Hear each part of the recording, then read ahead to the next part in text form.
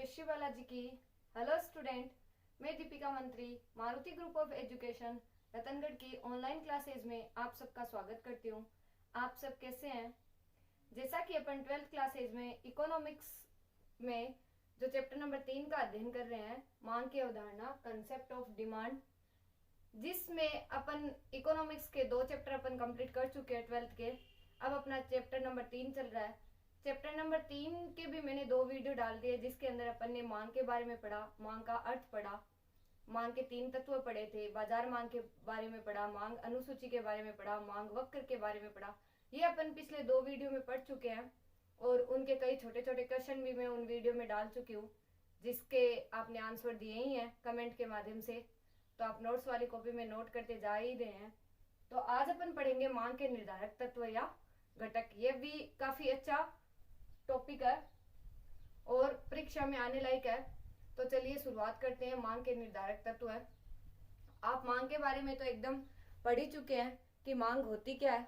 फिर मैं आपको मांग का नियम भी बताऊंगी और मांग के तत्व भी अपन ने पढ़ लिए हैं। मांग का नियम अपन पढ़ चुके हैं। जैसा कि अपन ने देखा था कि मांग क्या होती है, मांग किसे कहते हैं। तो मांग से तात्पर्य उन विभिन्न वस्तुओं की मात्रा से है जो उपभोक्ता विभिन्न कीमतों पर उसको खरीदने के लिए क्या रहता है, तत्पर रहते हैं। फिर अपन ने बाजार मांग के बारे में देखा था कि बहुत सारे उपभोक्ता होते हैं, तो उन उपभोक्ताओं की मांग का योग क्या कहलाती है, बाजार मांग कहलाते हैं। किसी वस्तु के अनेक उपभोक्ता होते हैं, तो जैसे बताया था कि D1 + D2 + D3 मतलब DN तक आप कर सकते हो। फिर मांग अनुसूची पढ़ी थी।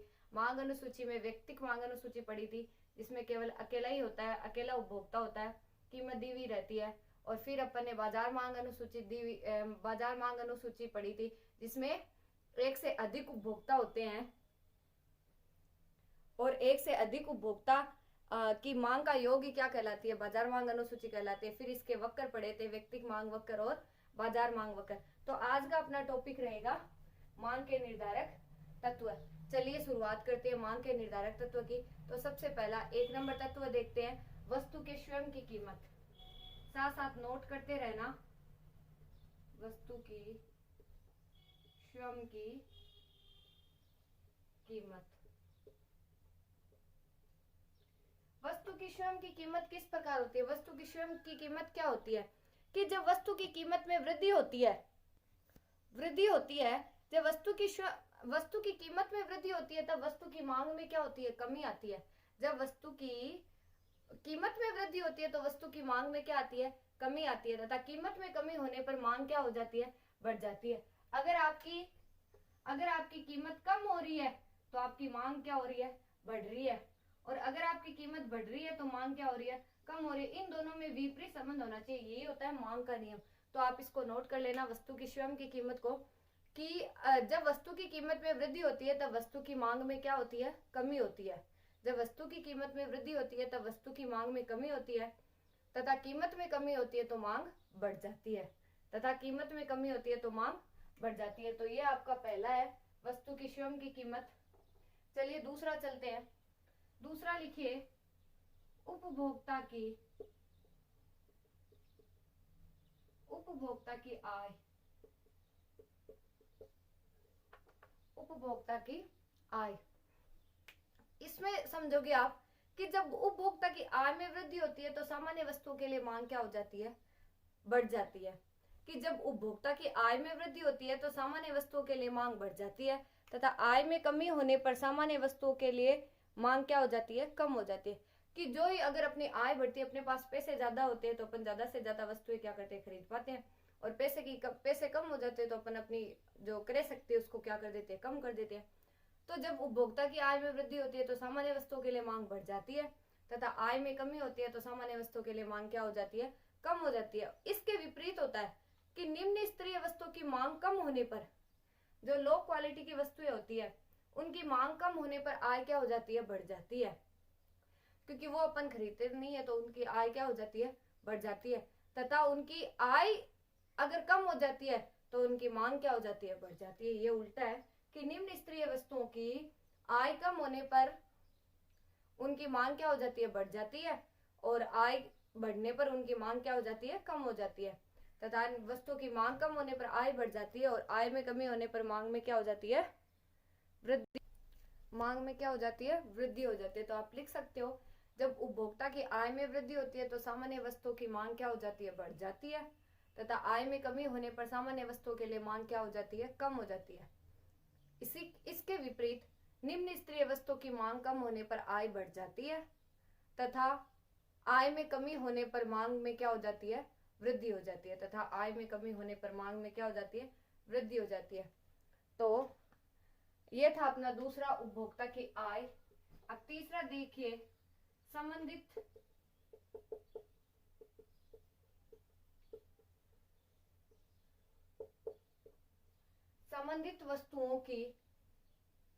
संबंधित वस्तुओं की कीमत।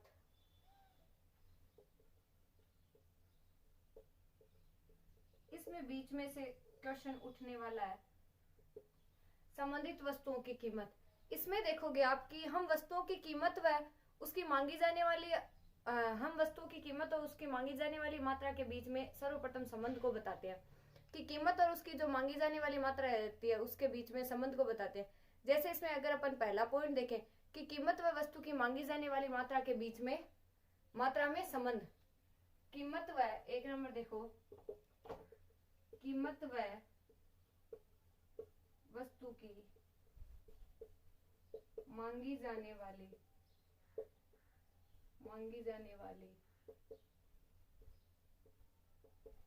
मात्रा में संबंध। कीमत व वस्तु की मांगी जाने वाली मात्रा में संबंध किस प्रकार होता है कि कीमत व वस्तु की मांगी जाने वाली मात्रा में कि अन्य बातों के स्थिर रहने पर वस्तु की कीमत व उसकी मांगी जाने वाली मात्रा में प्रतिलोम संबंध होता है। प्रतिलोम बोल सकते हो, चाहे विपरीत बोल सकते हो, प्रतिलोम बोल दो, विपरीत बोल दो या उल्टा बोल दो या अप्रत्यक्ष बोल दो। मतलब एक बढ़ने पर अगर आपकी कीमत कम हो रही है तो आपकी मांग बढ़ रही है, अगर आपकी कीमत बढ़ रही है तो आपकी मांग क्या हो रही है, कम हो रही है।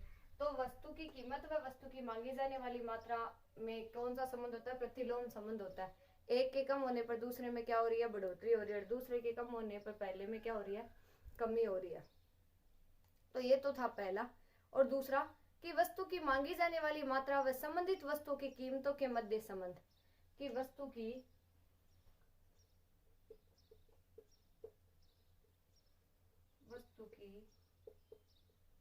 मांगी जाने वाली मात्रा व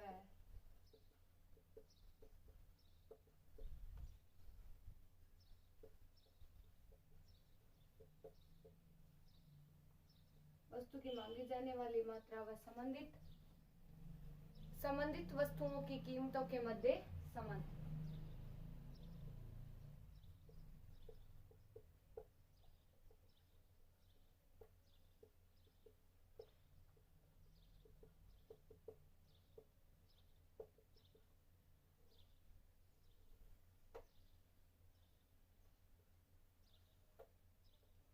वस्तु की मांगी जाने वाली मात्रा व संबंधित वस्तुओं की कीमतों के मध्य संबंध। देखिए कि इसके अंतर्गत हम दो प्रकार की वस्तुओं का, इसके अंतर्गत मैं आपको दो प्रकार की वस्तुओं के बारे में बताऊंगी। कौन कौन सी वस्तुएं, पहली बताऊंगी मैं आपको पूरक वस्तुएं और नंबर 2 बताऊंगी मैं आपको स्थानापन्न वस्तुएं। देखिए इनको साथ साथ में हम नोट करते जाना।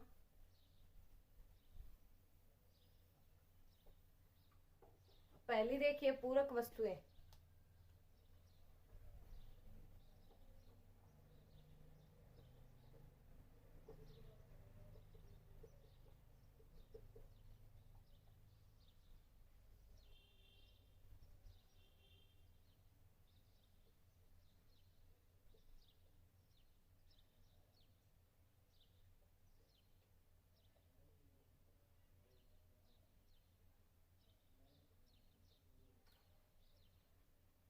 देखिए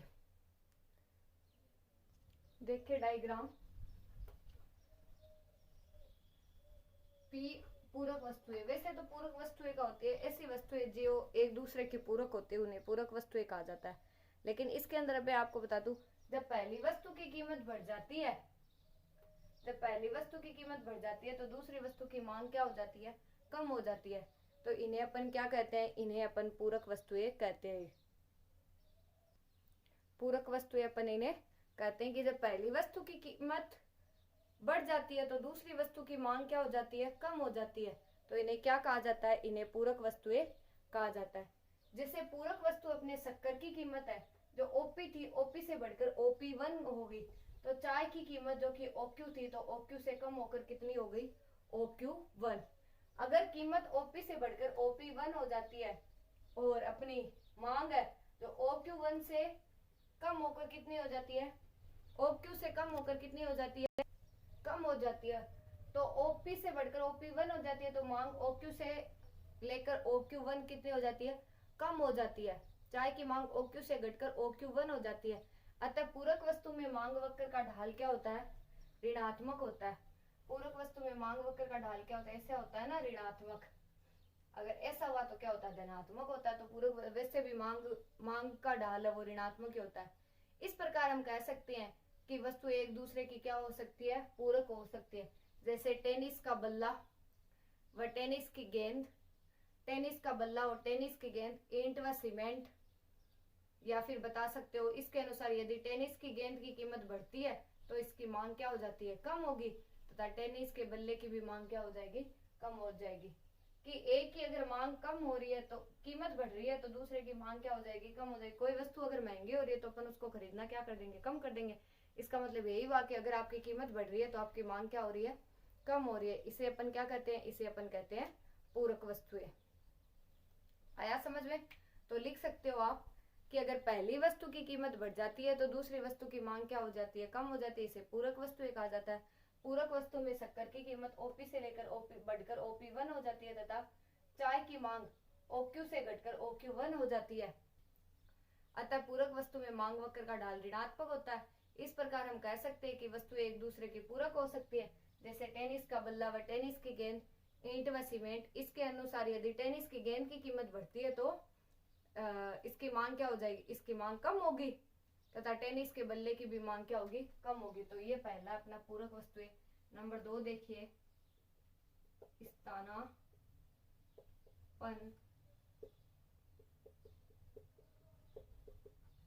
स्थानापन्न वस्तुएं। पहली अपनी पूरक वस्तु और दूसरी अपनी कौन सी है, स्थानापन्न वस्तु। देखिए स्थानापन्न वस्तु के बारे में।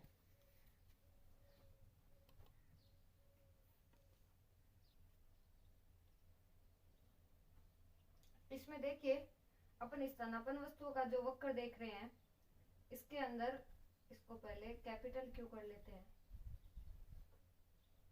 पहले वाले वक्र में भी आप कैपिटल क्यू कर लीजिए, Q1। तो देखिए स्थानापन्न वस्तुएं, पूरक वस्तुएं और स्थानापन्न वस्तुएं दोनों में डिफरेंस दिखाई दे रहा है। उसमें एक बढ़ रही है तो एक क्या हो रही है, कम हो रही है। और इसमें एक बढ़ रही है तो दूसरी भी बढ़ रही है, और एक कम हो रही है तो दूसरी भी कम हो रही है। तो ऐसी वस्तुएं जो एक दूसरे के स्थान पर प्रयोग की जा सकती है उन्हें क्या बोला जाता है, स्थानापन्न वस्तुएं बोली जाती है। कि ऐसी वस्तुएं जो एक दूसरे के स्थान पर प्रयोग की जाती है तो उन्हें क्या बोलते हैं, उन्हें स्थानापन्न वस्तुएं बोलते हैं। जैसे चाय, कॉफी। किसी वस्तु की मांग उसकी स्थानापन्न वस्तु की दिशा में प्रगति करती है। किसी वस्तु की मांग उसकी स्थानापन्न वस्तु की दिशा में, उसकी स्थानापन्न वस्तु की कीमत की दिशा में क्या करती है, प्रगति करती है। किसी वस्तु की मांग उसकी स्थानापन्न वस्तु की कीमत की दिशा में प्रगति करती है। कि अगर अपने कॉफी की कीमत बढ़ रही है तो चाय की मांग भी क्या हो रही है, बढ़ रही है। अगर कॉफी की कीमत OP से लेकर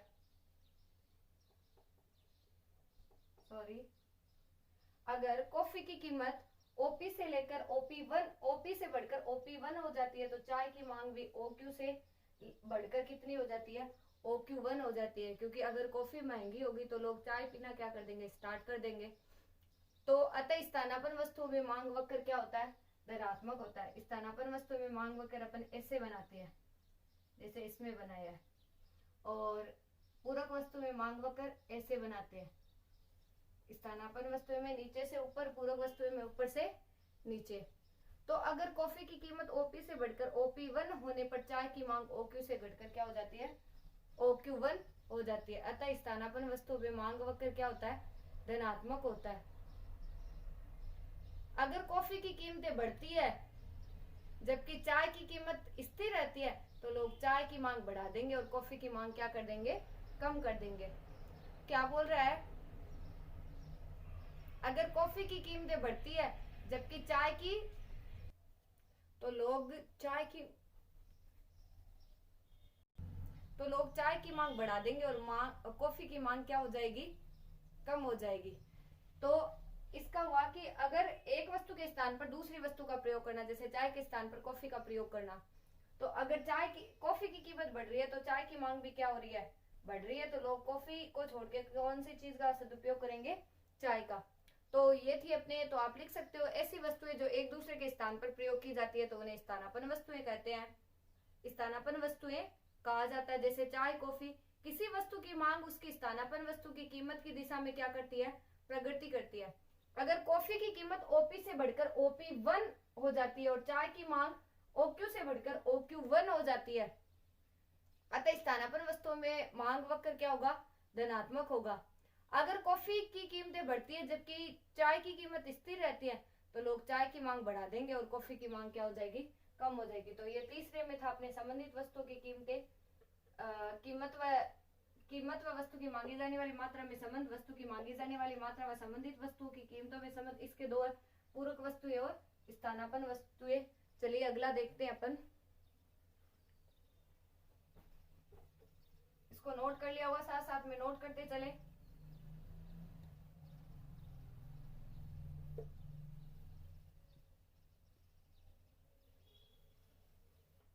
देखिए तीसरे का दो तो अपन ने पढ़ लिए, अब तीसरा मांग व आय का संबंध। दो अपन ने देखे थे संबंधित वस्तुओं की कीमतों के बारे में, और दूसरा देखा था अपन ने कि वस्तु की कीमत व मांगी जाने वाली मात्रा में संबंध, और वस्तु की कीमत व संबंधित वस्तुओं की मात्रा में संबंध देखा था। वस्तु की कीमत व संबंधित वस्तुओं की मांगी जाने वाली वस्तु की मांगी जाने वाली मात्रा व संबंधित वस्तुओं की कीमतों के मध्य संबंध। अब तीसरा है अपना मांग व आय का संबंध। तो मांग व आय के बारे में अपन देखेंगे कि अगर जब उपभोक्ता की आय बढ़ती है तो सामान्य रूप से वस्तुओं की मांग भी क्या हो जाती है, बढ़ जाती है। विलासिता की वस्तु इसके अंतर्गत आती है। विलासिता की वस्तुएं कौन सी होती है, ये भी अच्छा टॉपिक है, मैं आपको बताऊंगी अपने इसी चैप्टर में। अतः वस्तु की मांग व उपभोक्ता की आय के बीच धनात्मक संबंध होता है कि क्योंकि अगर जो ही उपभोक्ता की आय बढ़ती है तो उसकी सामान्य वस्तुओं की मांग भी क्या हो जाती है, बढ़ जाती है। और इसके अंदर विलासिता की वस्तुएं भी क्या होती है, इसके अंतर्गत आती है। अतः मांग व उपभोक्ता की आय के बीच में कौन सा संबंध होता है, धनात्मक संबंध होता है। कुछ वस्तुएं ऐसी होती है जिनकी मांग है वो आय के साथ साथ कुछ समय तक तो बढ़ती है, उसके बाद आय के साथ साथ आय के बढ़ने से क्या हो जाती है कि कुछ वस्तुएं ऐसी होती है जिनकी मांग आय के बढ़ने के साथ साथ कुछ समय तक तो बढ़ती है, उसके बाद आय के बढ़ने के बाद क्या हो जाती है, मांग घट जाती है। ऐसा घटिया वस्तुओं में होता है, निम्न किस्म की वस्तुओं में होता है, जैसे अनाज, जवार, बाजरा व मक्का आदि। इनका अपन डेली रेगुलरली में प्रयोग नहीं कर सकते। कई बार जैसे सर्दियों के सीजन में रहता है तो अपन बाजरे का प्रयोग कर लेते हैं, लेकिन एक समय के बाद गर्मी के सीजन में अपन उसका प्रयोग करना क्या कर देते हैं, बंद कर देते हैं। तो कुछ समय तक जो आय बढ़ रही है उसके साथ मांग बढ़ जाती है, लेकिन आय बढ़ने के बाद मांग क्या हो जाती है, घट जाती है। ऐसा घटिया वस्तु में होता है, जिसका आप एग्जाम्पल दे सकते हो। कौन कौन सा है, अनाज, जवार, बाजरा, मक्का आदि। अनाज, जवार, बाजरा व मक्का आदि। तो ये था अपना तीसरा नंबर टॉपिक, जो संबंधित वस्तुओं की कीमतों में। पहला था अपन के वस्तु की कीमत और उसकी मांगी जाने वाली वस्तु की कीमत के और उसकी कीमत व मांगी जाने वाली मात्रा में संबंध, और दूसरा था वस्तु की मांगी जाने वाली मात्रा व संबंधित वस्तुओं की कीमतों के बीच में संबंध, और तीसरा हो गया अपने मांग व आय का संबंध। तो ये तीनों अपन ने देख लिए। अब देखते हैं अपन 4 नंबर टॉपिक। तो ये घटिया वस्तु में इसको अपन ने देख लिया। अब चौथा है अपना मांग का उपभोक्ता की पसंद से संबंध। चौथा है, ये तीसरे के 3 थे, चौथा अलग है। मांग का उपभोक्ता की पसंद से संबंध। मांग का उपभोक्ता की पसंद से संबंध। देखिए कि मांग है जो उपभोक्ता की पसंद के हिसाब से किस प्रकार संबंधित होती है। देखते हैं अपन इसको कि वस्तुओं की मांग है उपभोक्ता की रुचि और अधिमान पर भी निर्भर करती है। अधिमान का एक दिन मैंने आपको मीनिंग बताया था। अधिमान मतलब होता है प्राथमिकता। अधिमान मतलब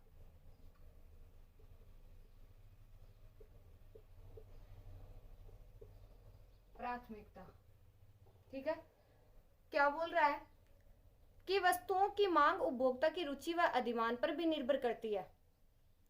ये नए आविष्कार, विज्ञापन आदि से संबंधित होती है कि जिस वस्तु के लिए उपभोक्ता की रुचि, अधिमान, फैशन आदि अनुकूल पक्ष में होते हैं तो ऐसी वस्तु की मांग क्या हो जाती है, बढ़ जाती है तथा अधिमान प्रतिकूल पक्ष में होने पर वस्तु की मांग क्या हो जाती है, कम हो जाती है। कि उपभोक्ता की रुचि, अधिमान, फैशन कि कई बार कोई वस्तु का ट्रेंड मार्केट में चलता है तो सारे जने बोलते हैं कि इसकी फैशन है। अगर वो अनुकूल पक्ष में हुआ तो उसकी वस्तु की मांग क्या हो गई, बढ़ गई। और अगर बोल रहे कि हाँ ये इस फैशन का है नहीं, प्रतिकूल पक्ष में हुआ तो उसकी मांग क्या हो गई, कम हो गई। ये नए आविष्कार, विज्ञापनों से प्रभावित होते हैं। उस स्थिति में किसी वस्तु की मांग पर उपभोक्ता की पसंद का भी क्या पड़ता है, प्रभाव पड़ता है। तो आप लिख सकते हो इसके अंदर कि वस्तुओं की मांग उपभोक्ता की रुचि व अधिमान पर भी निर्भर करती है। जिस वस्तु के लिए उपभोक्ता की रुचि, अधिमान, फैशन आदि अनुकूल पक्ष में होते हैं तो ऐसे में ऐसी वस्तु की मांग क्या हो जाती है, बढ़ जाती है तथा अधिमान प्रतिकूल पक्ष में होने पर वस्तु की मांग क्या हो जाती है, कम हो जाती है। ये नए आविष्कार, विज्ञापनों से प्रभावित होते हैं। उस स्थिति में वस्तु की मांग पर उपभोक्ता की पसंद का क्या पड़ता है, पसंद का प्रभाव पड़ता है। तो ये था अपना 4 नंबर टॉपिक। अब 5 नंबर देखिए। 5 नंबर अगर आप देख रहे हो तो 5 नंबर देखिए, भविष्य के बारे में उपभोक्ता की प्रत्याशाएं। भविष्य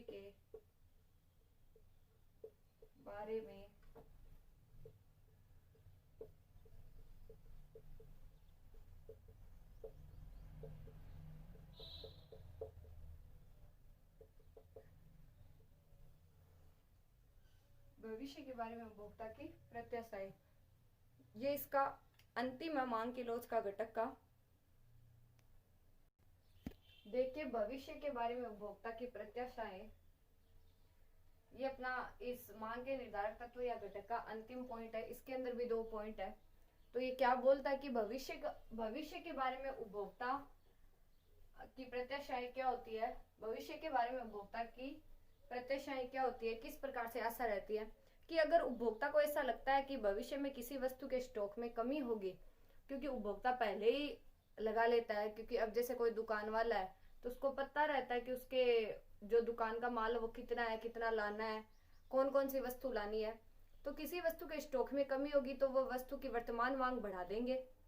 इसके विपरीत भविष्य में किसी वस्तु की कीमत कम होने की संभावना है तो उपभोक्ता उसका वर्तमान उपभोग क्या कर देगा, घटा देगा। कि अगर आप इसमें लिख सकते हो कि अगर उपभोक्ता को ऐसा लगता है कि भविष्य में किसी वस्तु के स्टॉक में कमी होगी तो उस वस्तु की वर्तमान मांग क्या कर देंगे, बढ़ा देंगे। इसके विपरीत भविष्य में किसी वस्तु की कीमत कम होने की संभावना है तो उपभोक्ता उसका वर्तमान उपभोग क्या कर देगा, घटा देगा। इसके अतिरिक्त कुछ कारक ऐसे होते हैं जो बाजार की मांग को प्रभावित करते हैं। ये निम्न अनुसार है, तो आप इसको नोट कर लेना कि अगर उपभोक्ता को ऐसा लगता है कि उसके स्टॉक में कमी है, भविष्य में किसी वस्तु के स्टॉक में कमी है तो वस्तु की वर्तमान मांग बढ़ा देंगे। इसके विपरीत अगर भविष्य में किसी वस्तु की कीमत कम होने की संभावना है तो उपभोक्ता उसका वर्तमान उपभोग क्या कर देगा, घटा देगा। तो नोट कर लिया होगा कि अगर उपभोक्ता को ऐसा लगता है कि भविष्य में किसी वस्तु के स्टॉक में कमी होगी तो वे उस वस्तु की वर्तमान मांग बढ़ा देंगे। इसके विपरीत भविष्य में किसी वस्तु की कीमत कम होने की संभावना है तो उपभोक्ता उसका वर्तमान उपभोग क्या कर देगा, घटा देगा। इसके अतिरिक्त कुछ कारक ऐसे हैं तो जो बाजार मांग को प्रभावित करते हैं वो निम्न अनुसार है। किसके अतिरिक्त कुछ कारक ऐसे हैं जो बाजार मांग को प्रभावित करते हैं वे निम्न है। बाजार मांग को प्रभावित करने वाले कारक निम्न है, इसके आगे भी लिख लेना। बाजार मांग को प्रभावित करने वाले कारक निम्न है, ये 2 कारक है। पहला है पहला आप बता सकते हो कि किसी देश की जनसंख्या का आकार व संरचना। Number 1।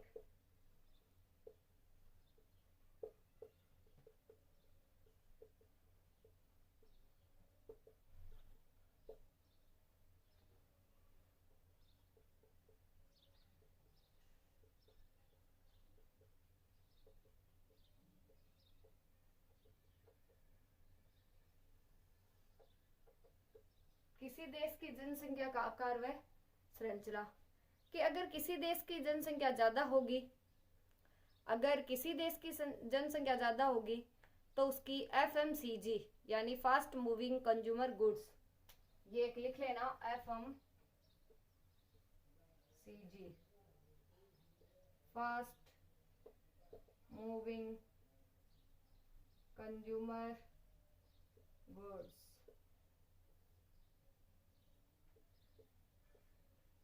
Fast moving consumer goods कि किसी देश की किसी देश की जनसंख्या ज्यादा होगी तो FMCG यानी फास्ट मूविंग कंज्यूमर गुड्स वस्तुओं की मांग क्या होगी, ज्यादा होगी। और अगर जनसंख्या का बहुत बड़ा हिस्सा युवाओं का है तो लाइफ स्टाइल प्रोडक्ट्स, मोबाइल आदि की मांग क्या होगी, अधिक होगी।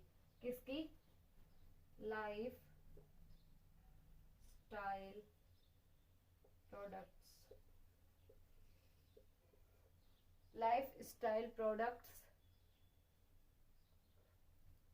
की मांग क्या होगी, ज्यादा होगी। लाइफ स्टाइल प्रोडक्ट्स, मोबाइल आदि की मांग क्या होगी, अधिक होगी। तो आप लिख सकते हो किसी देश की जनसंख्या में वृद्धि होने पर सभी प्रकार की वस्तुओं के लिए मांग बढ़ जाती है तथा जनसंख्या में कमी होने पर मांग क्या हो जाती है, कम हो जाती है। कि किसी देश की जनसंख्या में वृद्धि होने पर सभी प्रकार की वस्तुओं के लिए मांग बढ़ जाती है तथा जनसंख्या में कमी होने पर मांग क्या हो जाती है, कम हो जाती है। मांग क्या हो जाती है, कम हो जाती है। साथ साथ में लिख सकते हो अगर किसी देश की जनसंख्या ज्यादा होगी तो FMCG fast moving consumer goods वस्तुओं की मांग ज्यादा होगी। अगर जनसंख्या का बहुत बड़ा हिस्सा युवाओं का है तो लाइफ स्टाइल प्रोडक्ट्स, मोबाइल आदि की मांग भी क्या होगी, अधिक होगी।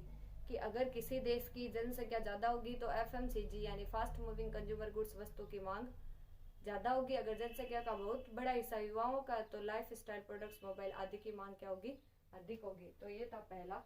दूसरा लिखिए राष्ट्रीय आय का वितरण।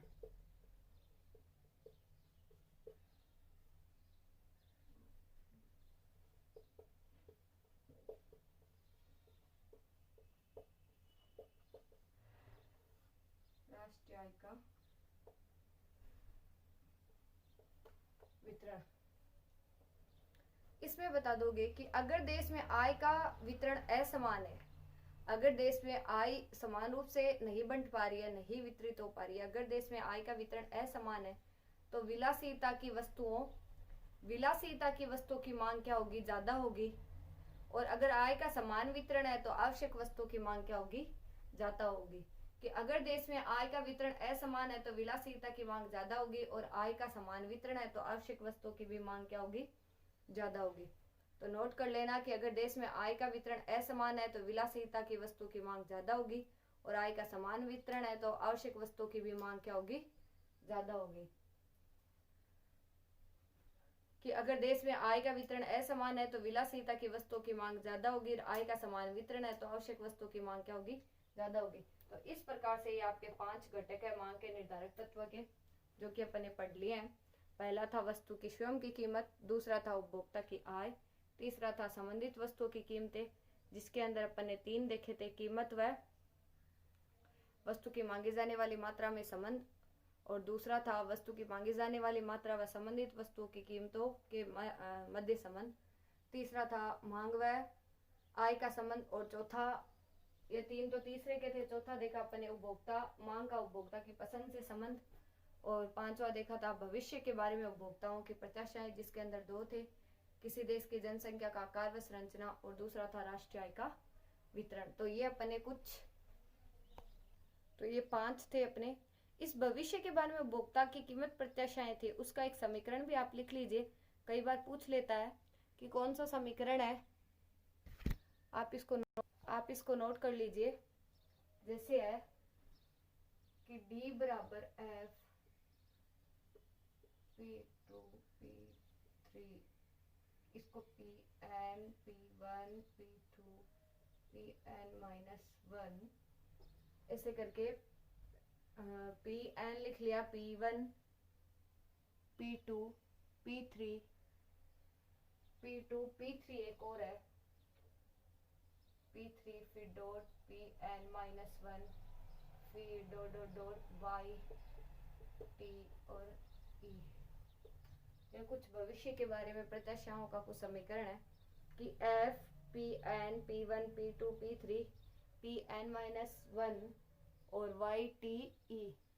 इसके अनुसार वस्तु की n उसकी कीमत p, वस्तु की मांग तो होगी, वस्तु की n कीमत होगी उसकी p, वस्तु n की मांग उसकी कीमत p, अन्य वस्तु की कीमतें होगी आपके P1 P2 P3, और उपभोक्ता की आय हो गई y, उपभोक्ता की पसंद हो गई t, और भविष्य के बारे में उपभोक्ता की कीमत कौन सी होगी, कि भविष्य के बारे में अगर देखें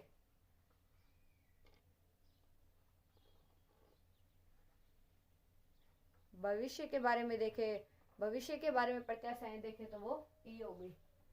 ये तो हो गया आपके फलन, ये n वस्तु की मांग, ये अन्य वस्तुओं की मांग कीमतें, और ये आपके उपभोक्ता की आय, ये होगी पसंद, और ये होगी भविष्य के बारे में प्रत्याशाएं। तो n कीमत, अन्य वस्तु की कीमतें, उपभोक्ता की आय, भविष्य के बारे में प्रत्याशाएं। n वस्तु की मांग, कीमत, p वस्तुओं की कीमत, उपभोक्ता की आय, पसंद, भविष्य के बारे में प्रत्याशाएं की कीमतें, मांग, कीमत, वस्तुओं की मांग, उपभोक्ता की आय, उपभोक्ता की पसंद, भविष्य के बारे में प्रत्याशाएं। तो ये तो आपके मांग, कीमत, आय और ये पसंद, भविष्य के बारे में प्रत्याशाएं, और ये वस्तुओं की क्या होगी आपके उपभोक्ता की कीमत, वस्तुओं की कीमत, अन्य वस्तुओं की कीमत। ये तो मांग होगी, n तो वस्तु की मांग होगी, p कीमत होगी, और ये अन्य वस्तु की कीमतें हो गई, ये आय हो गई, ये पसंद होगी, और ये भविष्य के उपभोक्ता की पसंद होगी, भविष्य के बारे में उपभोक्ता की प्रत्याशा, ये फलन, और ये मांग का। तो इस प्रकार से आपके मांग की लोच के घटक कंप्लीट हो जाते हैं। जो अपन ने 5 घटक कंप्लीट कर लिए हैं, वस्तु की स्वयं की कीमत, उपभोक्ता की आय और संबंधित वस्तुओं की कीमतें, जिसमें अपन ने देखा था प्रतिस्थापन, पूरक वस्तुएं, स्थानापन्न वस्तुएं, और फिर अपन ने इसके 3 पॉइंट देख लिए कि वस्तु की मांग और की कीमत व वस्तु की मांगी जाने वाली मात्रा में संबंध। 3 अपन ने देख लिए संबंधित वस्तु की कीमतों में की कीमत व मांगी जाने वाली मात्रा में संबंध। दूसरा देखा था वस्तु की मांगी जाने वाली मात्रा व संबंधित वस्तु की कीमतों में संबंध। तीसरा देखा था मांग व आय का संबंध। चौथा देखा था उपभोक्ता की पसंद व पसंद से संबंध या उपभोक्ता की रुचि, उपभोक्ता की पसंद और रुचि। और पांचवा देखा था अपन ने भविष्य के बारे में उपभोक्ता की प्रत्याशाएं, जिसमें अपन ने देख लिया जनसंख्या का आकार व संरचना, और अपन ने देख लिया राष्ट्रीय आय का वितरण, आय का संबंध, पसंद से संबंध। तो 5 से स्वयं की कीमत, उपभोक्ता की आय, संबंधित वस्तुओं की कीमतें, भविष्य के वस्तुओं की कीमत व वस्तु की मांगी जाने वाली मात्रा में संबंध, वस्तु की मांगी जाने वाली मात्रा व संबंधित वस्तुओं की कीमतों में संबंध। तीसरा था मांग व आय का संबंध। चौथा था उपभोक्ता की पसंद व रुचि में संबंध। पांचवा था भविष्य के बारे में उपभोक्ता की प्रत्याशा है, जिसमें दो थे किसी देश की जनसंख्या आकार व संरचना राष्ट्रीय आय का वितरण। किसी देश की जनसंख्या का आकार व संरचना राष्ट्रीय आय का वितरण, आकार व संरचना राष्ट्रीय आय का वितरण, संरचना और राष्ट्रीय आय का वितरण। तो इस प्रकार से आज का अपना ये टॉपिक कंप्लीट हो जाता है और अपन नेक्स्ट टॉपिक में मिलते हैं। नेक्स्ट टॉपिक रहेगा अपना मांग मात्रा में परिवर्तन और मांग में परिवर्तन। तो इसका मतलब हो गया मांग में विवर्तन और परिवर्तन। बहुत ही अच्छा, शिफ्ट और मांग वक्र का आगे खिसकना और विस्तार और संकुचन। तो विवर्तन तो हो गया दाईं तरफ अथवा आगे की ओर खिसकना यानी शिफ्ट, और मांग का बाएं तथा नीचे की ओर खिसकना यही विवर्तन हो गया। और परिवर्तन के अंदर अपन पढ़ेंगे विस्तार किस प्रकार से होता है, संकुचन किस प्रकार से होता है, फिर मांग का नियम, मांग के नियम की व्युत्पत्ति, मांग के नियम के लागू होने के कारण, मांग के नियम के अपवाद। काफी इंटरेस्टिंग चैप्टर है जो कि अपन इसके साथ अपन नोट करते रहेंगे। चलिए मैं आपको 5 क्वेश्चन लिखवा देती हूँ, फिर मांग मात्रा में परिवर्तन और मांग में विवर्तन या परिवर्तन अपन नेक्स्ट वीडियो में मिलते हैं। चलिए 5 क्वेश्चन लिख लीजिए। देखिए 5 क्वेश्चन। पहला क्वेश्चन है, यदि उपभोक्ता की आय बढ़ने पर वह किसी वस्तु की मांग मात्रा को बढ़ाता है तो वह वस्तु कैसी होगी। क्वेश्चन नंबर 2, मांग को निर्धारित करने वाले 2 तत्व बताइए। क्वेश्चन नंबर 3, पूरक वस्तु की मांग वक्र का ढाल कैसा होता है। और क्वेश्चन नंबर 4, स्थानापन्न वस्तु की मांग वक्र का ढाल कैसा होता है। क्वेश्चन नंबर 5, पूरक एवं स्थानापन्न वस्तु के 2 उदाहरण दीजिए। ये वही क्वेश्चन है जो मैं आपको टॉपिक में करवाती हूँ, जो इन्हीं टॉपिक में मैंने करवा दिया। जो अपने वीडियो चल रहे हैं उनमें ये सारे टॉपिक करवाए हैं। तो इन 5 क्वेश्चन को आप अपनी कॉपी में नोट जरूर कीजिए और इनका कमेंट के माध्यम से आंसर भी दीजिए। कॉपी में जरूर इनको आपको नोट करना है, कमेंट के माध्यम से भी आंसर देना है। अपन अब नेक्स्ट वीडियो में मिलेंगे। नेक्स्ट वीडियो का अपना टॉपिक रहेगा मांग मात्रा में परिवर्तन और मांग में विवर्तन। मांग वक्र में विवर्तन पढ़ेंगे, परिवर्तन और विवर्तन। ओके स्टूडेंट्स, चलिए जय श्री बालाजी की। आप सबका बहुत बहुत धन्यवाद। Stay home, stay blessed. Okay, thank you so much. जय श्री बालाजी की।